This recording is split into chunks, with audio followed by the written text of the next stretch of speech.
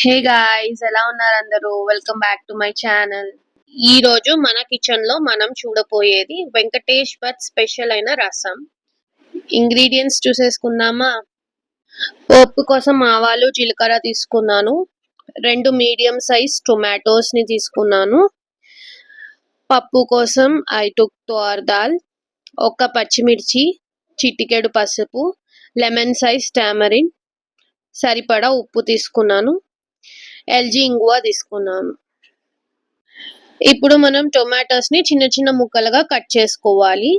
Next ఒక కుక్కర్లోకి ఒక cup of కందిపప్పుని తీసుకోండి. దాంట్లో ఒక 4 to 5 కప్స్ ఆఫ్ వాటర్ని యాడ్ చేయండి. వాటర్ యాడ్ చేసినాక దాన్ని స్టవ్ పైన పెట్టుకొని ఒక 5 to 6 విజిల్స్ వచ్చే వరకు ఉడకబెట్టుకోండి. ఇప్పుడు మిక్సీ జార్లోకి మనం కట్ చేసుకున్న టొమాటో ముక్కలను వేసుకుంటాం. దాంతో పాటు తీసుకున్న చింతపండుని కూడా వేసుకొని కొద్దిగా వాటర్ యాడ్ చేసుకొని బాగా పేస్ట్ చేసుకుంటాం. సో వీడియోలో చూపించే విధానంగా పేస్ట్ చేసుకొని పక్కన పెట్టేసుకోండి. నెక్స్ట్ ఒక బాండీలోకి 5 to 6 table spoons of oil వేసేసుకొని ఆయిల్ బాగా హీట్ అయ్యాక ఆవాలు ఇంకా జీలకర్ర యాడ్ చేసేసుకోండి.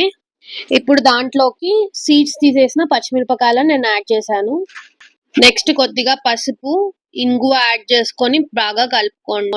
ఇప్పుడు దాంట్లోకి ముందుగా పేస్ట్ చేసి పెట్టుకున్న టొమాటో మిక్స్చర్ ని యాడ్ చేసేసుకోండి. యాడ్ చేసుకున్నాక ఒక 3 గ్లాసెస్ ఆఫ్ వాటర్ అయితే యాడ్ చేసుకోండి.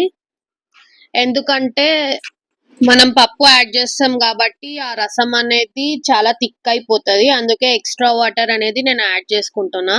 ఇప్పుడు ఒక 5 to 10 మినిట్స్ బాయిల్ చేసేసుకోండి.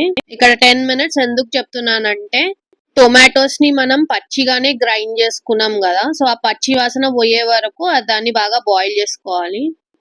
ఇలా బాయిల్ అయ్యే దాంట్లోకి మనం పప్పు యాడ్ చేసుకుంటాం.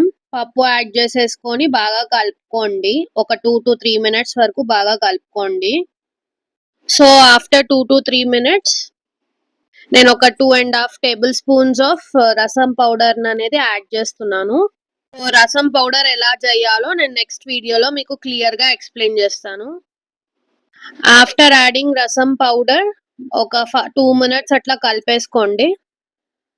సో ఈ స్టేజ్ లో సాల్ట్ కరెక్ట్ గా ఉందా లేదా చెక్ చేసుకోండి. సపోజ్ తక్కువ ఉంటే you can add the salt. ఇప్పుడు నేను దాంట్లోకి 5 to 6 కరివేపాకు లీవ్స్ అనేవి చిన్న చిన్నగా చేసేసి వేసేసాను. నెక్స్ట్ దాంట్లోకి చిన్న చిన్నగా కట్ చేసిన కొత్తిమీర అనేది వేసుకున్నాను. వేసేసుకొని లైట్ గా కలిపేసుకొని స్టవ్ ఆఫ్ చేసుకొని దించేసుకున్నాను.